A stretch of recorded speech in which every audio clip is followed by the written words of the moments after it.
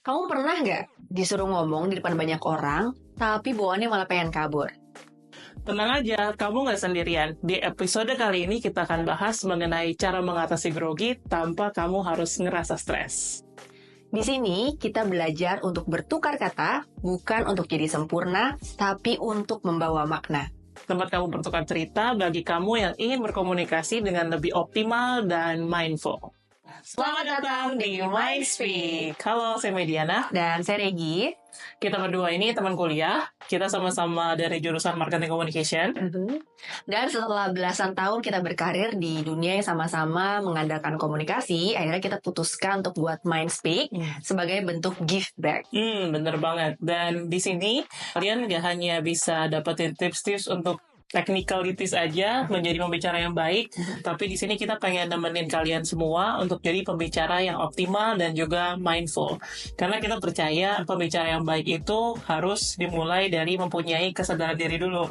Terus kita juga percaya bahwa komunikasi itu adalah media penyampaian dunia kamu dari dalam keluar. Betul banget. Oke, nah di episode kali ini, yang pertama ini kita coba mulai dari yang simpel-simpel dulu, Gi. Yang pertama kita mau mulai dari gimana caranya ngatasin grogi. Karena nih saya yakin pasti banyak, apalagi kalau misalnya nggak punya banyak jam terbang atau misalnya baru mau mulai melatih kemampuan public speaking, salah satu yang biasanya jadi momok tuh grogi kan.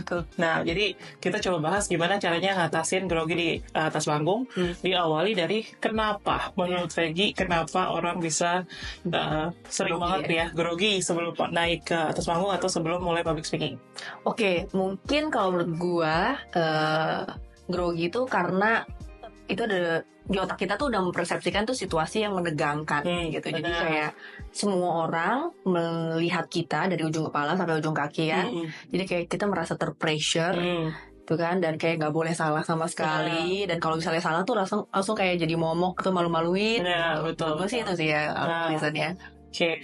Benar, dan kadang-kadang juga yang suka nggak bisa dikontrol tuh biologis juga ya, kayak keadaan tubuh gitu. Karena pasti ada yang pernah ngalamin juga nih, teman-teman juga mungkin pernah ngalamin kayak sebelum naik panggung atau sebelum ngomong di depan umum, tangannya keringetan lah, terus habis itu ke toilet, ya kan? Terus habis itu bergetar gitu ya, mau tangannya kertas apa segala macam bergetar gitu. Nah itu sebenarnya kalau misalnya kita mau kulik lagi tuh berhubungan sama kayak adrenalin sama kita punya kortisol gitu. Jadi secara biologis tuh kalau misalnya kita ngerasa kita terancam, mungkin tadi Regi bilang terancam ya, itu mereka itu dipam gitu ya ke jantung kita, jadinya kayak kita tuh benar-benar ngerasa deg-degan gitu, terus keluarin tadi ya kayak keringat atau apa segala macam gitu. Jadi salah satu faktornya juga itu sih kenapa kita ngerasa kayak lemah panggung, karena ada adrenalin sama ada si kortisolnya itu gitu. Nah, tapi sebenarnya ya ini kita bahas ya, itu tuh bisa dijadiin sesuatu yang malah jadi sumber energi kamu gitu, buat bisa lebih alert dan juga bisa lebih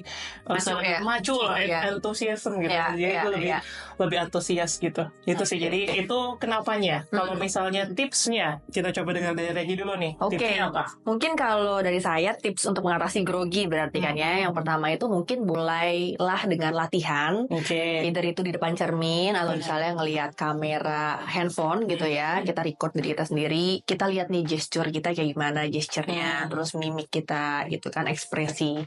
Dari situ baru kita mulai lagi, mungkin pas udah naik panggung gitu ya, kita mungkin bisa mulai dengan mungkin semacam basa-basi atau percakapan supaya si audiens ini tuh antara kita tuh kayak gak ada jarak gitu. Jadi situasinya mungkin bisa kita tekan seminimum mungkin ketegangannya gitu. Menurut gue sih itu cair ya. Betul ya, cair ya. Kalau dari gue sih mungkin yang pertama berhubungan dengan yang tadi adrenalin sama kortisol ya. Mungkin teman-teman bisa latihan tarik nafas. Dan nafasnya ini bukan sembarang nafas, tapi kita coba buat memperlambat nafasnya. Justru kayak ada, kalau misalnya teman-teman pernah baca kayak teori 4-4-4 atau 3-3-3 gitu. Jadi tarik nafas 4 hitungan, tahan dulu, habis itu hembusin pelan-pelan. Nah gitu, jadi 4-4 atau 3-3 itu boleh gitu. Nah itu tuh gunanya buat apa sih? Karena tadi kan waktu kortisol sama adrenalinnya ke jantung kan jadi berdebar kencang gitu ya. Nah itu mempengaruhi semuanya lah, kayak tadi keringat apa segala macam gitu. Nah waktu kita paksa, kita kayak ngerem gitu. Nah jadinya rate kita yang tadinya tinggi banget, karena kita pelanin nafasnya, nanti dia akan kembali ke level yang normal gitu. Itu satu sih. Nah terus yang kedua, berpikir adalah kita itu nggak ngomong sama orang yang begitu banyak gitu. Jadi kita anggap aja lagi ngomong sama satu persatu peserta, kayak kita bisa swipe pandangan kita satu ke setiap orang. Nah bayangin aja dia ini lagi ngobrol sama kita satu-satu, tapi dia lagi di tengah-tengah banyak orang aja gitu. Di tengah teman-temannya teman-temannya gitu. Atau dia lagi ngajak teman-temannya deh gitu. Jadinya persepsi kita itu ya kayak kita ngomong berdua gini aja gitu. Jadi nggak yang terlalu mikir bahwa nanti orang bakal ngeliatin saya, ngeliatin penampilan saya dan segala macam, tapi lebih fokus ke message-nya justru gitu. Jadi waktu kita bisa berpikir bahwa saya dan kamu tuh lagi berkomunikasi dan fokus ke message, kita akan lupa dengan kayak hal-hal yang tidak terlalu esensial sih sebenarnya. Kayak insecurity-nya juga pasti menurun gitu. Paling itu ya dari kita ya, 2 dari Egi sama 2 dari Mei. Kalau teman-teman mungkin punya pengalaman, ya kan, yang demam panggung gitu ya, atau pas grogi saat harus tampil depan umum, mungkin boleh share di kolom komentar. Benar, tipsnya apa, atau misalnya pengalamannya apa gitu lagi ya. Nah terus jangan juga cuma di komen aja, teman-teman juga boleh like, boleh subscribe, dan juga boleh share juga video ini. Siapa tahu salah satu dari teman-teman semua di sini yang lagi nonton itu lagi ada deadline buat public speaking, ada deadline buat presentasi, ada deadline buat ngomong di depan orang banyak, dan mudah-mudahan ini bisa bantu mereka juga gitu. Jadi komunikasi itu proses. Dan setiap kali kamu nyoba, sebenarnya kamu sedang melangkah ke versi dirimu yang lebih percaya diri. Mungkin kamu gak harus langsung pede, dan juga mungkin kamu gak harus langsung lancar kok.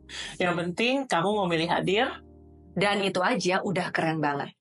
Jadi Gi, kesimpulan kita hari ini, kalau grogi itu bukan tanda gagal, itu tanda kamu peduli. Dan kalau kamu sepeduli itu, berarti sebenarnya kamu lagi berhadapan dengan hal yang kamu anggap penting.